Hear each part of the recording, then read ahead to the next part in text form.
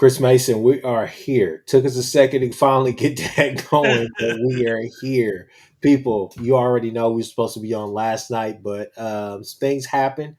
Kind of some weather delays, I think, with Jason. Jason was traveling from his state all the way back up here to the great state of Norman, so he got caught in traffic, weather, and all types of things. So try to stay up late to do it with him, but that just did not happen. But Chris Mason and I are here for a good time, not a long time. We're going to preview this matchup between OU and Missouri. Chris Mason, how are you doing? I'm doing great. Let's go. Let's go. Let's go. So, hey, people, look, Horns Down Podcast and Sooners 360. Go like, subscribe, share, do all those different things for both of our channels to keep it growing and keep it going, right? So, yeah, definitely do that right now. With that being said, people, we're going to jump into this preview of this game. Chris Mason, I've talked to you plenty of times and said, hey, stop the run, make them predictable on a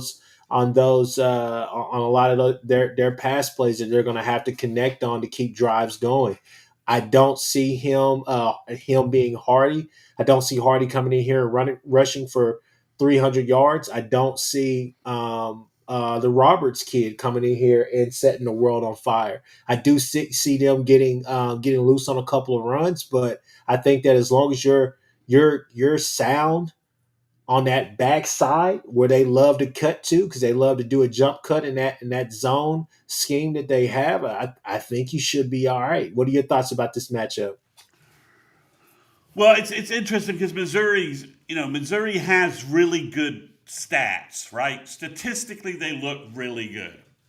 But when you dig a little deeper into them as a team, there's some definite flaws here. For starters, this is only their third road game of the year. They've been playing in Columbia, and they got off to a hot start. All credit to them. They got off to a hot start. They caught South Carolina early at home when South Carolina was playing their worst football. Let's just be honest, their least competitive football. But when you look at their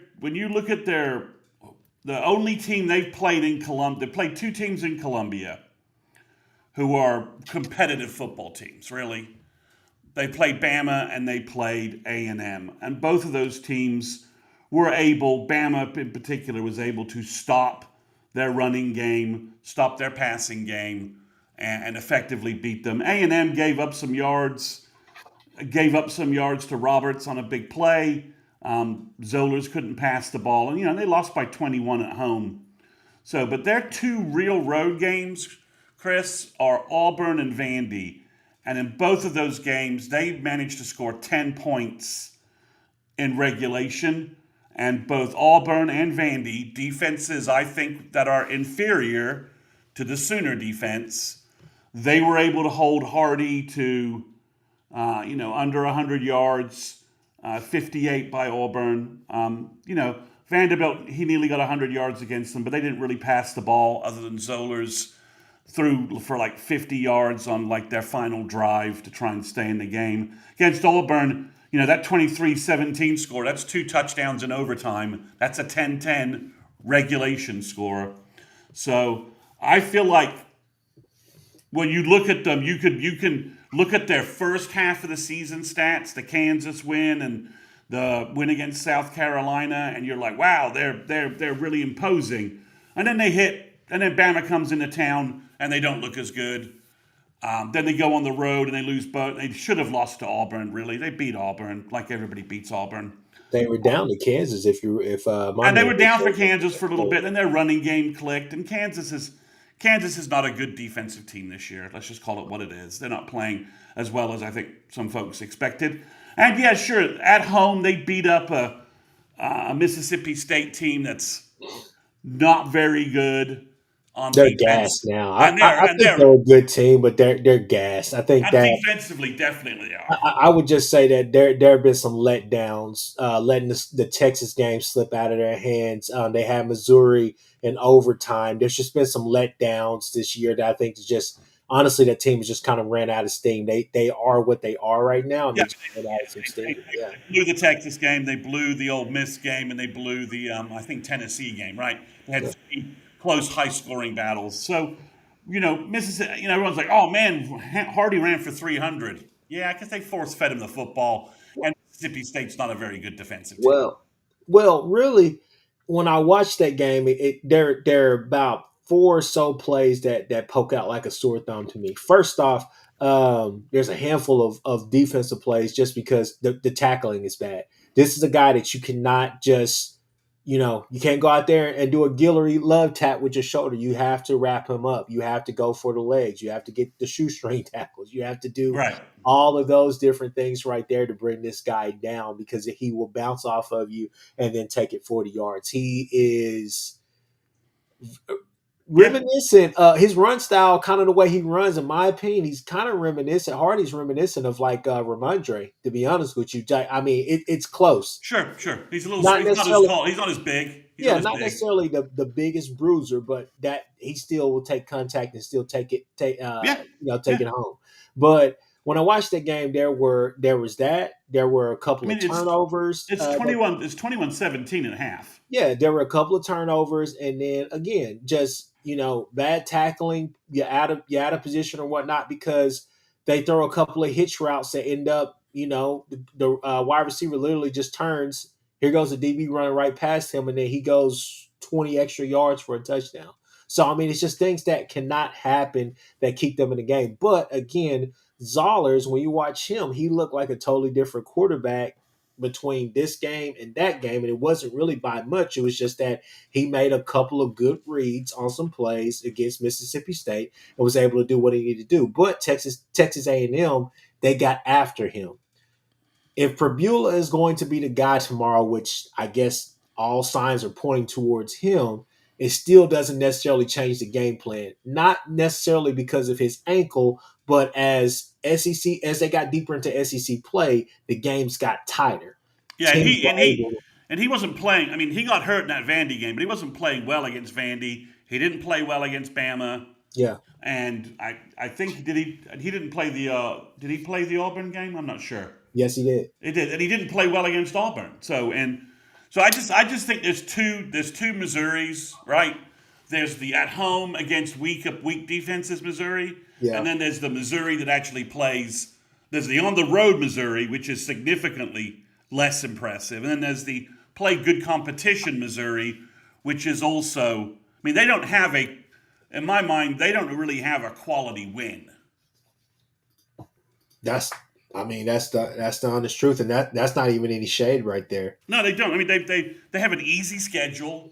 I mean, they play A&M, but they don't play Georgia. They didn't play. They don't. They lost to. They played Alabama, and that's really it. They have a 1 game schedule. They played Alabama and they play us.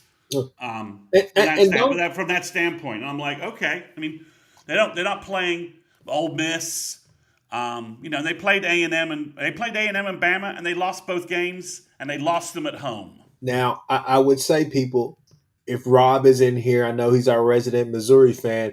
Don't get mad at Chris Mason for saying that because coming to the season, Peyton and all those other national guys were saying the same thing. They really like Missouri's schedule simply because it wasn't so loaded as others. Now, I'm not trying to put you in that Texas category, so we'll kind of steer away from that. But regardless, though, Chris Mason, I just really like this matchup for us. It's a we've went against two really prolific passing attacks these past couple of weeks, and we've given up yards, but at the same time, we haven't given up a lot of points, right? I think And this we've is and we've and we've and our defense has forced turnovers, forced mistakes. yeah. So they've even if they've given up yards, which everyone seems to like obsess about. I'm like, Yeah. okay, whatever. I didn't know that yards equaled points, but apparently they do to some national pundits. For me, it's just all about again being gap sound, all the rest of that, right? Yeah, but also it is a simple fact of do not come out here because what they want to do, they want to shift. I don't necessarily think it's going to just be a wide zone the entire time. I think it's going to just mostly be which it equals out to that, but still I think they're just going to be shifting those lines. I don't think they're not necessarily going to have all the time to run a lot of play action and try to keep the ball there in Pabula or Zoller's hands. I don't think they're going to have enough time for that. I think they're going to have to run a lot of quick games, those screens, different things like that. I was listening to the franchise, and I think they some of those guys on one of the late shows had a great point. He thought this game probably would be really reminiscent of the Michigan game, to where they're coming in here trying to run a bunch of screens, bunch of things in the middle of the field for the quarterback to try to get him enough time. Because I just don't think that you can come in here and think that, okay, yes, let's just commit to the run 1000% and we'll be fine. Regardless, though, you have to play gap, be fine on the back half of that defense. Because again, I do think that they're going to sprinkle in some motion to try to get you misaligned like Michigan did, right? We've seen that over the past couple of weeks. That one play has become a part of other offenses. It's become a play in their playbook, right? So they've been trying to get us misaligned to catch us slipping with that. So again, don't want to give up any more 70 plus yard runs or whatnot. But I think that's something big, Chris Mason, to pay attention to, is just what little motions do they run? Can we pick up those tight ends that they try to hide on those little crossers, right? Those are really kind of the two things that I'm looking for in this game, because I feel as though we're going to come out there, hat on hat, man on man. We're gonna get to it, right? We're gonna make sure that run game, that they understand it's gonna be tough to run the ball on us. You're gonna have to pass, and I expect BV to be aggressive in that light as far as challenging the quarterback to make plays down the field and make OU adjust. Yeah, I mean, I think all those points are right on target. Um, Defense. I mean, this is Zollers or Prbula. Nothing Missouri's shown this year indicates that they are against a good defense, a good team. That their passing game Yeah. is. I mean, This isn't Trinidad Chambliss. This isn't Aguilar. This isn't Simpson. This isn't the group of wide receivers Ole Miss has, the guys Tennessee has, or the three NFL types that Bama just threw at us, Uh-huh. right? Or a first round quarterback like Bama just threw at us. This is a different test, and you're bringing a running game to go after our run defense. It's your strength on our strength. So far this year, we're pretty much one run by Texas and one run by Michigan. That's about it for our run defense. Yeah. I Yeah. mean, I mean, realistically, it's the big run by Justice Haynes, and I think Wisner, if I recall right, I'm trying to black out the Texas game personally, but I think there was one run by Wisner where we missed a couple of tackles where he got like a 30-yarder or something. But other than that, our run defense has been nails. Kobe McKenzie should be the healthiest he's been since he got hurt in the Ole Miss game, right? He got that groin injury in Ole Miss, correct? Yes. He should be back, and he's the guy to keep us in our run fits, and he's one of our better run defenders at linebacker. Also, Yeah. this is a Kendall Daniels kind of game too, right? So from that perspective, Kendall Daniels could be on the field a lot. A big cheetah makes sense for what they're doing, what they're going to throw at us. So Yeah. they're leaning into our best side. This is their best side. I think if they have to rely on Probola or Zollers to throw the ball to win this game for them, they're going to be in trouble, and this is where turnovers could come. So I'm looking for them to they're gonna have a rock fight offensive game plan, right? They're gonna pound the rock at us, pound it, third and longs. They're gonna be ultra conservative, play field position, try and play field position with us, which is dangerous Yeah. because their special teams are not great right now. But that's their only game plan to winning, right? I mean, is is don't make mistakes on offense and try and keep the clock and wear down our defense for a fourth quarter game. And it's a strategy that will work if their defense. It's a strategy Well, that could work if their defense can keep our offense contained. let's not jumble those two together. Let's take a second real quick. All So, right. OU Revenge Tour. He says, "Do you guys think the field is going to play any role in the game since it's probably going to be slick?" I don't know, simply because it's just the weather that a lot of people said that they got. We didn't really get that here in Norman. I live in Norman, so I don't. I mean, I know it rained or whatnot overnight, but it wasn't anything that you know was startling or that anybody that It's kept it's people gonna from be sleeping. it's gonna be sunny. It's gonna be clear weather leading up to the game. The bad weather, there's rain coming in Sunday and Monday. It doesn't look like Yeah, there's any rain tomorrow. no. So yeah, I don't think that should be an issue.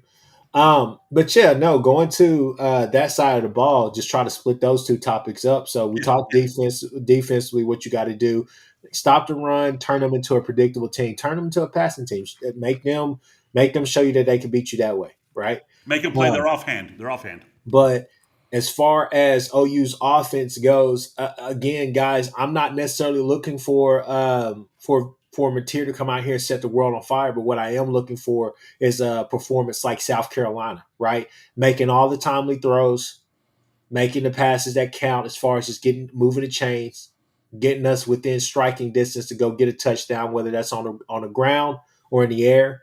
Looking for Arbuckle to commit to the run. If X Rob is healthy, Blaylock is ready to go. Let's go ahead. Let's run the ball. Let's get it going. Let's commit to that. On those short yardage plays, please just run the ball. Let's not sit here and get our guys. Let's get penalties on our offensive line when they don't need to be. Right. Same with Mateer. Again, for Mateer, I think it's just continue to improve that hand, improve the mechanics. I think that's all that we can ask for right now. Step up in the pocket, make those throws. Can we please see Keontez Lewis? Can we see more Jermichael Carter? Can we see those guys be able to help him out on deep digs, be able to get some of those chunk plays to kind of relax that defense off of that line, right? So just one of those things where I think that you're going to have opportunities to run the ball with your quarterback, with your running back. I think that those jet sweeps, kind of those little jet sweeps that turn into the QB blast or whatnot, whatever you have it. Those are plays right there. I think that will work against this defense. Again, this defense to me is somewhere around that Bama defense to where they're really opportunistic. I wouldn't call them they're going to come out there and just choke you to death. They're not a group that's going to come out there and get a lot of, sacks, this and that, but they are a very feisty bunch and they are very workmanlike. So definitely respect the opponent and respect what they do. But I just think that it's about us. Honestly, I think if OU doesn't go out there and beat OU, I think you're fine. But for me, it's just can Mateer make those timely throws? Can he connect? Can he do what he need to do? And can we win the turnover battle there? Chris Mason. Yeah, I mean, defensively, they're good. Again, their stats are skewed by their schedule, right? Statistically, defensively, you know, they gave up 450 yards to A&M, 200 on the ground and 200 in the air. So they are they. I don't think their secondary is as good as Bama's. They're probably a little better on the edge than Bama, just from what I've seen. But you're right. This is the matchup that really probably decides the game, right? That Missouri, you know, Missouri can't fall behind. If OU's offense is clicking and puts up some early points, that's bad for Missouri. It's really bad. It's really bad because they don't have a. If they have to start flinging the ball around, we're going to get some interceptions. We're going to hit Prabula or Zellers. When we hit quarterbacks fumble the ball and we score touchdowns. That's kind of what's going on lately. So they need to clamp down on us. But conversely, if we could get off to a hot start at home, keep the crowd on us a little bit like we did at Michigan, put a well positioned kind of drive. from that perspective, then that's where it gets interesting. So, I mean, Missouri needs this to be, we can get to our predictions and stuff, but Missouri needs this to be a rock fight. They need a rock fight into the fourth quarter, Uh-huh. and the way they do that is they clamp down on us on offense, and they patiently grind against our defense, and that's how they get into the fourth quarter, a fourth quarter rock fight that maybe, and the only problem with that though is that OU's used to those games at this point, so OU has a level of confidence in that, and the And a crowd, kicker. and then we have a better kicker. Their kicking situation is not good. Their kicker, I think their best kicker is hurt. They have like an injured kicker, but their kicking is not great. I think Oliver Robbins is their kicker. Hmm. That sounds right. And let me look at his stats real quick. Yeah, he's no, that's the only game he kicked in. So they've gone back and forth a little bit on who their kicker is. So they don't have this. They don't have Sandell. No one really does. Does so. If OU could put some points on the board, some special teams play. You know, is this the day where OU gets a punt block? Maybe. Yeah. From that perspective. But yeah, that's the you know the field position game is the thing everybody's ignoring from our Bama game, right? They're like, well, he's down by 200 yards. I'm like, yeah, but we had a 20-yard field position advantage on 6 drives. That's 120 yards. There's no other way to look at it. So, that's another thing that could come into play. I think the crowd will be flying high if OU could have a little offensive success early, or if Missouri makes a mistake like the other teams have been making early, and OU could get up. I think, unlike the teams we played before, unlike Tennessee who jumped on us at home, and unlike Alabama who was able to come back from us, if we could get up 10 or 13 nothing, I'm not sure this game isn't over. Yeah. I mean that's my thoughts. But again, just trying to be respectable about it, not getting on a high horse because hey, technically we're in the playoffs today, but the playoffs don't start today, right? Yeah, But the biggest thing for me is, with our defense, don't let them, don't give them the TOP, right? Don't give them the TOP battle. Get off the field when on third downs. yeah. Go ahead and get off the field. Make them go out there and second guess what they need to be doing, right? That's a big thing for me in this game right here. Get off the field. You were able to do that last week a bunch. This week you got to do it as well. Don't give them life. Offensively, you got to convert. You got to have some long drives. You need to finish it off, whether that's a field goal or a touchdown. Touchdowns, please, but field goals especially. But I think this is a game where you could see it. I think for me, the way I look at it is like this.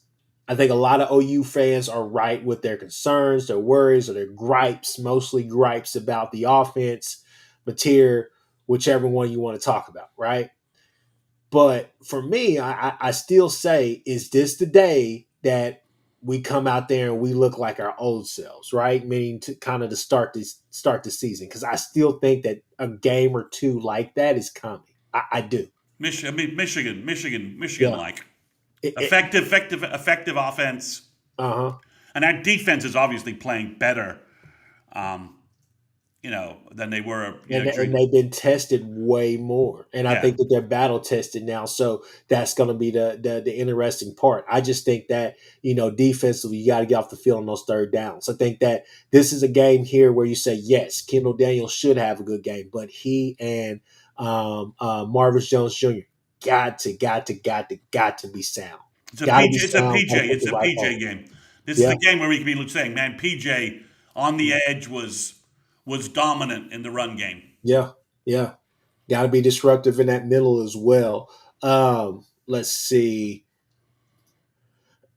We saw how Mateer played after his injury. Does that ankle hold up with our D line hitting him and wearing him down? I see. That's the thing, people. For me, I'm gonna be honest with y'all. It's not because of our D line or anything that OU has to offer that scares me about this. It's a simple fact that if Drinkowitz is going to be there next year, why would you play your future? right? Why would you take the risk of him getting hurt in any of these last couple of games that you're going to have? It doesn't make sense to me. I know Chris Mason is under the impression that Drinkwitz may not be there next year.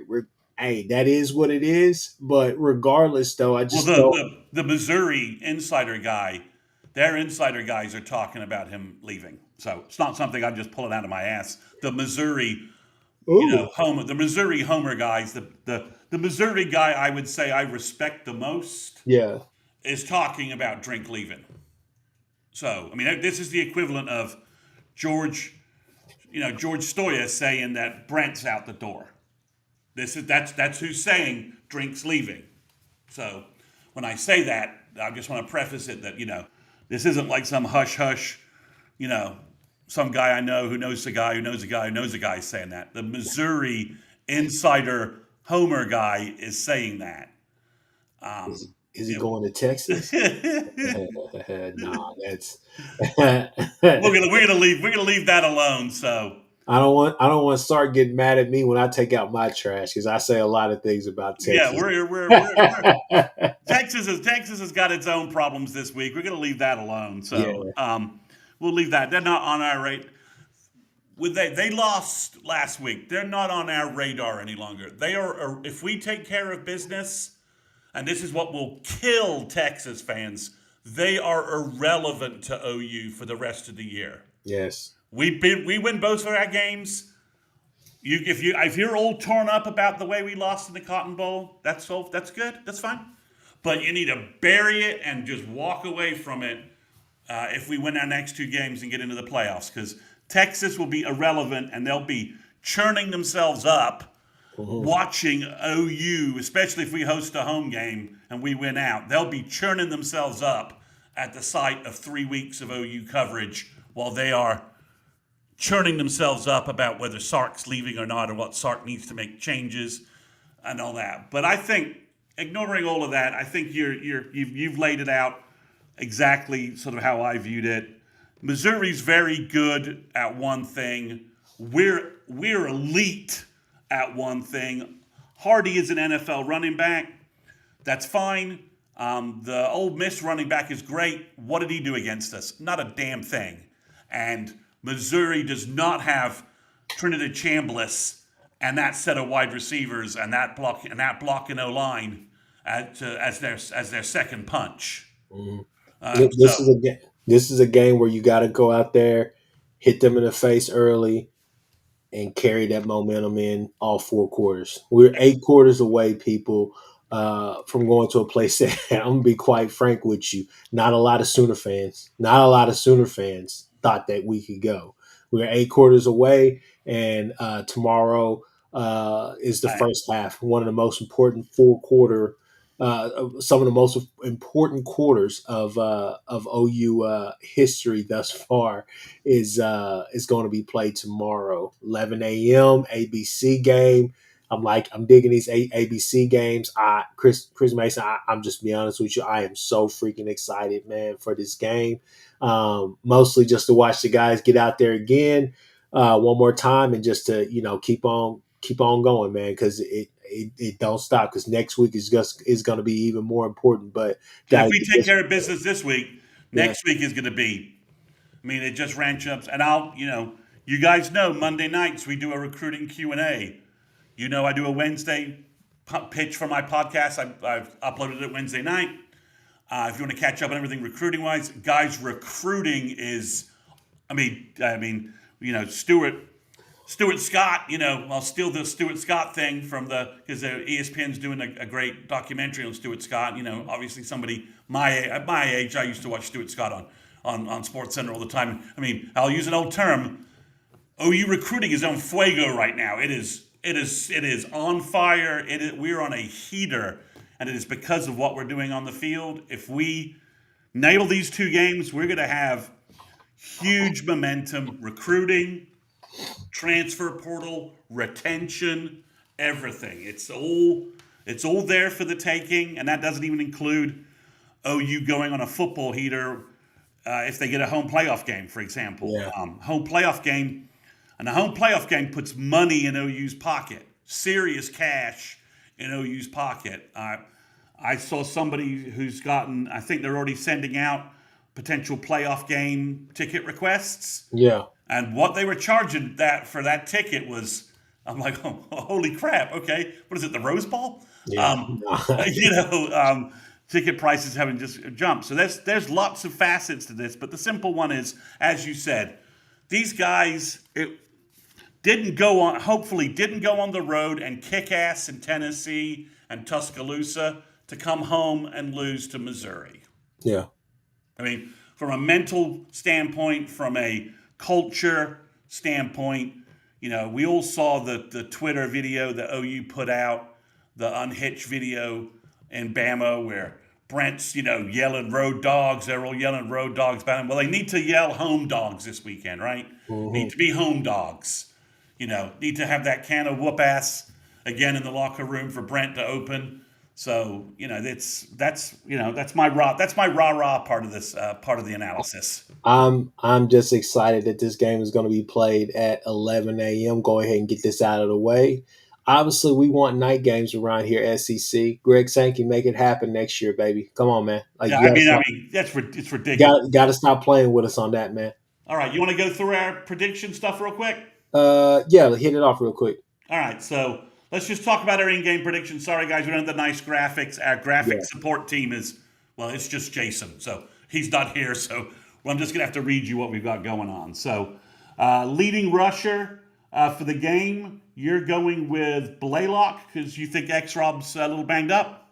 A little bit banged up. I think, I think that he may get a little bit more opportunities, but if X-Rob is healthy, then I'm fine with being wrong.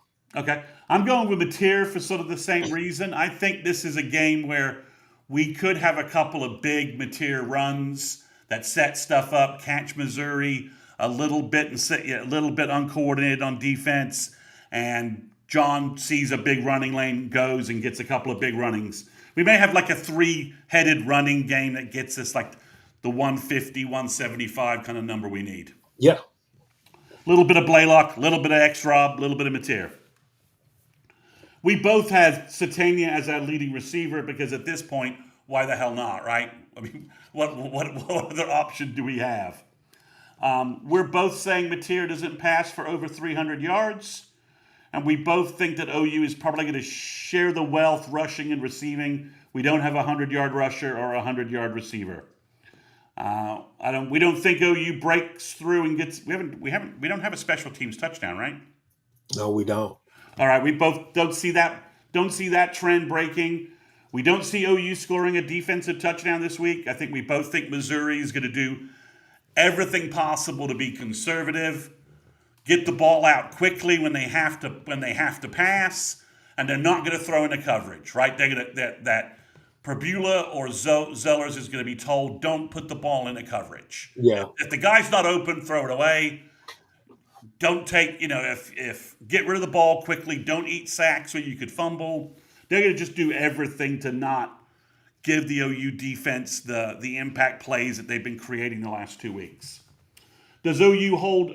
Do we get an offensive play over 50 yards? We both say yes. We're going to count that as a defensive play, a defensive return for over 50 yards, kickoff or punt return over 50 yards, or an offensive play over 50 yards. We're going to give us a big umbrella around that. We're going to say yes. OU pulls off one big time play. Does OU hold Missouri under 300 yards? We're both yes. The trend line, the stats, everything says that's coming. Defensive MVP, we both chose Kip Lewis. It was hard not to choose Kip Lewis. And then Kip Lewis, and he's on a heater, absolute heater. I'll be honest with you. I thought Jason be doing this with us, but I picked Kip instead of going with what my natural choice would have been, because I was just going to put linebacking room, because I think Heineke, I think Omi Asigo, I think a lot of those guys are going to make some big time plays, meaning not only getting a couple sacks, but I think also helping out in the run game as far as providing run support. RSJ this is an RSJ type game right here too. So, can't get caught looking in the backfield, but at the same time, I think that you should be fine. Just cannot be misaligned. Keep going. Yep. Offensive MVP, we've both got John Mateer. Yeah. I think we both feel like if John can give us 200 yards passing and we have some running complementary, that's going to give us enough offense to win this game. Mm, And then you have OU winning 24-10, yeah. which is a score that makes a lot of sense based upon OU's home history this year and what we've seen from Missouri on the road. Yeah. Regardless of who their quarterback is, they are not being very effective on the road on offense. Yeah. And going against the best defense they play, that trend line kind of continues. I'm in the rock fight. Missouri hunkers down, just grinds and grinds and grinds. And then I think they come up short in the fourth quarter. It's 17-10 OU. Missouri grinds a drive, turns the ball over on downs, and OU basically has a 5-minute drive and just is in victory formation in a tight fourth quarter, but a fourth quarter where Missouri's never in the red zone to tie it, and OU is able to then take that drive. They get to they get to where Bama got. OU gets a couple of first downs and ices the game from a clock perspective. So I have 17-10 OU. We're going to jump to. We'll skip the overall records of our predictions until Jason can rejoin us. But suffice it to say, well, I can't do that because Chris had a 5-0 week last week. Oh, snap. Where am I at on the. You are now, you're ahead of Jason. That's all I need to know. Hey, real quick. You're trailing me, of course, but Well, I picked the games outright. Anyways, look at some comments real quick. Boomer, this is Odd's breakout game. Okay, okay. Let's just say this team 131. If you are right, there's literally no way I can foresee OU losing. Yeah. Let's see. Mid poo 10, OU 27. I can see that. That's right around where I have it. Guys, look, we've given you our thoughts about that. We're going to hit one last subject. We're going to make this one short, but I think this is the conversation that we need to have. This is the topic of the hour. Where the hell is Lane Kiffin going? Does anybody in the chat know what's going on? We'll do our picks real quick. Oh, okay. Go ahead. Hold on real quick. Richard Young, he has OU 26-13. Boomer 129, he has OU 24-17. All right, that's possible. Those are the games. Those are the games we're playing. All right, so the picks this week, our bookie picks. We don't have our bookie highlight because again, our graphics team is MIA. So Missouri, Oklahoma. When I did this, the spread was 7.5. I think Missouri covers, but they are losing this football game. Chris, you have OU covering, obviously, with a 24-10 win. USC, Oregon. I have USC covering, but losing. You have Oregon winning outright. Tennessee, Florida. Tennessee minus 4.5. We're both having the Vols beating the Gators in the swamp with no coach. BYU Cincinnati, which was the most impactful playoff game. I have BYU minus 2.5. I have BYU winning. You have Cincinnati winning. And then Pitt, Georgia Tech. And again, it's on here because it's a playoff game. If Georgia Tech wins this, they're in the ACC championship. That's just the way it goes. Because their last game is Georgia, which doesn't have an impact. That's Georgia Tech minus 2.5. Georgia Tech's at home. And we both have the Jackets winning out. So that's our predictions. We're basically agreeing on 3 of the games. I'm taking folks to cover, but not win on the other 2 games. So if we were calling, we weren't factoring in the spread and just calling it straight up. Chris and I agree on the 5 games this week. So that's the my bookie pick. Wait a minute, did I pick BYU or did I pick Cincy?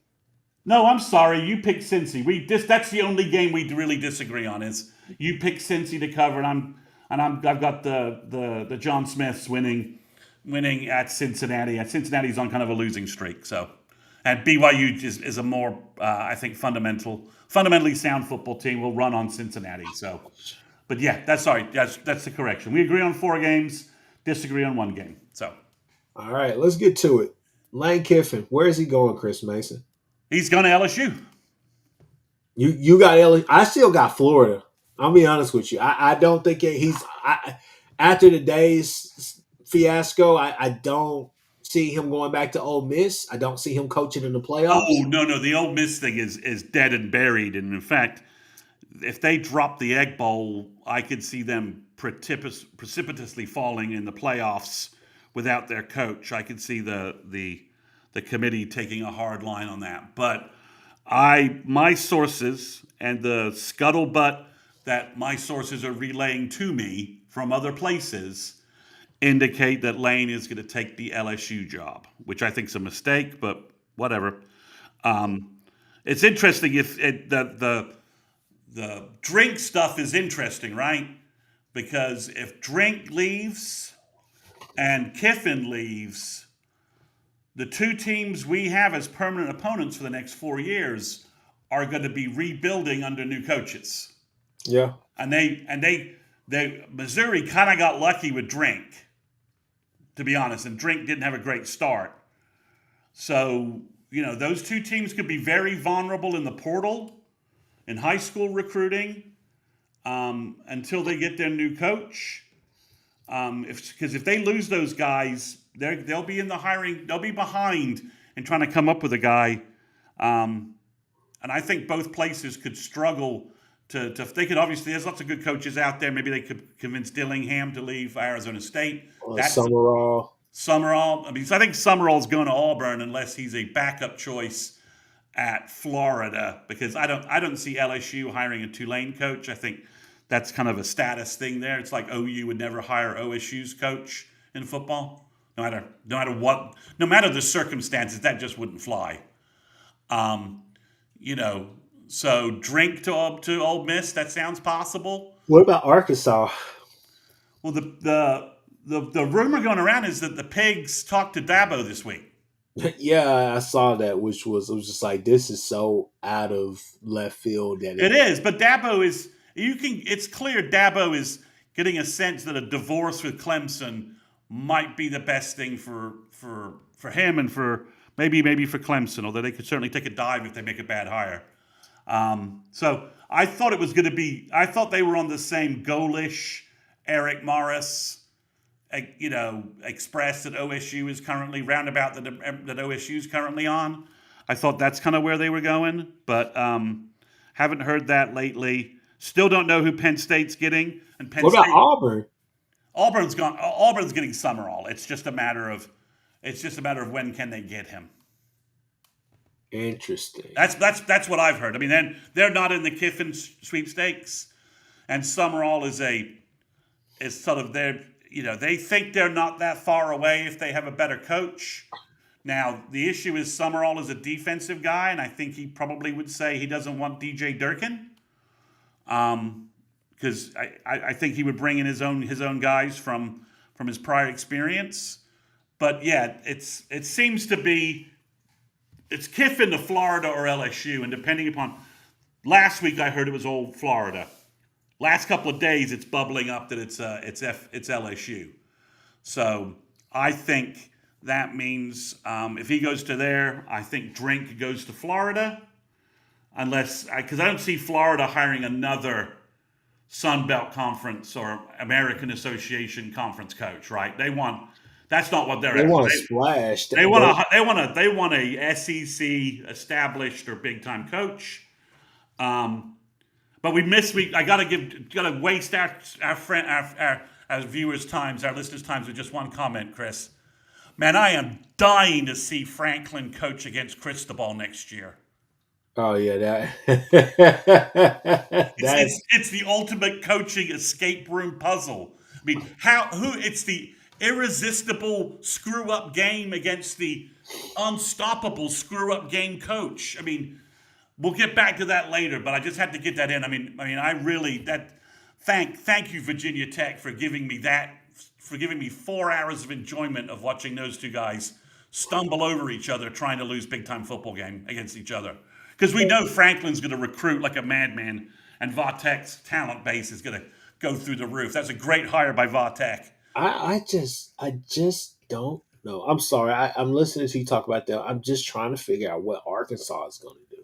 Well, if OSU gets Golish, that takes one of the obvious names off the board, right? Um, Eric Morris at UNT would be a great hire for them, especially if he can bring that quarterback and running back he has Yeah, with him, and that can reload. Because Taylor Green's gone, right? He's a senior, yeah. so that would be a quick reload there. That might work. But if it's not those two guys, I'm stumped. I haven't heard Colin Klein there. That's not been going anywhere. I think folks are afraid Klein's not going to leave A&M during a playoff run, so I think that's hurting him a little bit. Yeah. Uh, but yeah, if you're OSU, you need to get that Golish or Morris deal done like yesterday, right? I mean, I guess USF is. I guess the Morris is still technically in the playoffs, which might hurt him. If UNT runs the table, they could technically be the 12th seed. So I don't think USF has any possibility of doing that any longer. I guess Tulane has some potential. So that's also making things a little difficult, right? There's a bunch of Group of Five coaches who could be in the playoffs. So, but yeah, I think it's Kiffin to LSU, Drink to Florida. Hmm. No idea who Missouri or Ole Miss will hire. Look who's on screen. Which Gundy? You know what Gundy they're talking about. Come on, man. Why would you? I mean, he's so. I mean, he's done. He's just baked. I mean, that's the problem. I mean, Arkansas could hire Dabo, but if Dabo's not going to change his ways, how are you improving Arkansas, right? I think that he would be able to embrace it simply because out of all the teams that you've heard, okay, to scramble around and get this money or whatnot, Arkansas got it right there. Okay, they got Walmart, Tyson's, they got all of that right there. I think they're just waiting on the right coach. They're waiting on the right Well, guy. You got maybe Jerry Jones too, who will put money into it. Come yeah, on, and if you get Dabo and Dabo walks away, the question who Clemson hired. I mean, the dominoes right out there are very interesting. Um, the dominoes out there are. I mean, because the one guy who was free to be hired, who really, had a good resume was Franklin, and Vatek struck that deal and made that. That was really smart because he recruits their natural recruiting areas. That's a really smart thing. He's poached, and unlike Brent's, well, I'm not going to touch any Clemson guys. Franklin is poaching Penn State people left and right. He's oh like, yeah, you fired me, okay? Well, I'm going to take your entire recruiting class. So I'm going to take recruiting him as class and current players. I'm sure a lot oh of them are going to. yeah, Yeah, exactly. Poor. So he's going to raid Penn State badly. So he's got like a 3 week head start over whoever Penn State's hiring because Penn State fired Franklin has done nothing. yeah. That boy going through the Rolodex right now of all the agents saying like, "Hey, let's go ahead, let's get this Yeah, going." he's going through all these players, handlers info, and just I'm sure he kept all that. So it's OU needs to win out and just sit back and watch this carnage and chaos, right? Yes. I mean, because because Missouri and and Ole Miss are going to take head coaches from somewhere, right? Ole Miss, everybody keeps saying Ole Miss gonna go get Levy. That's all that's gonna happen. I don't think their alums would exactly sign off on that. I mean, at this stage, I mean, who are you gonna get? I Well, think a lot. they could go grab someone like Jed Fish from Washington. But okay, so you say that, but it seems like if okay, let's put it like this right here. The word on the street is that his family moved from Seattle back to Arizona because they don't like Seattle. They didn't like that. So what makes you think that they would want to leave Arizona again and go out there to Mississippi? I can't answer that question. I just say that I mean, that was a word that was out there. that's Is a that hell of a wrong? That's a If that's wrong, that's then a hell of a counter. I don't have a counterpoint to that. I'm just saying. I'm like, I'm sure I've heard Mississippi is a really good looking state, but still, I mean This is that's kind of what's going on right now. At least from what that was put out. There was a report that was put out, and I was just like, oh, this is interesting. yeah. I mean, you've got I mean, Will Stein from Oregon. I Yeah, think is going to get one of these jobs, and that's going to leave Oregon without their OC in the playoffs. Colin Klein could get one of these jobs, and again, they could be without their OC. Summerall's going to is probably going to let DJ Durkin go, depending upon, and if you're Auburn, how long can you wait for him? I mean, because that's past the first signing day, which is like 2 weeks from Wednesday. So woo. This we're, just dropped. This just dropped real quick. So LSU is on three is reporting. LSU is finalizing an offer of roughly $90 million for Lane Kiffin, and it would include a roster cash worth 25 million dollars annually. I don't know how they're doing that when the limits are what they are, but yeah, I mean, LSU's. What poor children's hospital is funding that, Chris? Yeah, hey, look, people. Excuse me. I'm sorry, people. Look, we've been on here for 51 minutes. We're here for. I told you we were here for a good time, not a long time. We're Yeah, gonna call it there because we could keep going on and on and on with this whole coaching search. But excuse me, dang people. we're just very grateful. Yeah, We're not. We don't have. We're not. We haven't. We're not going to. We hopefully are not going to be doing a Brent Venables Let Go special podcast edition after the LSU game. exactly. So with that being said, people, look. Tomorrow, startup. We got 8 quarters left to before we can say we're in the playoffs. Got to go do it. Got to go get it. We kind of giving you. We've given you the blueprint. Go watch the breakdown. Go watch some film. Go watch all the everything that you need. 11 a.m. tomorrow. Whether or not you're there or you're watching on TV, be loud and be proud, and let's go and get it. Get another win. We will be on tomorrow with Jason sometime after the game. So definitely be on the lookout for us. Outside of that, people, we are out of here.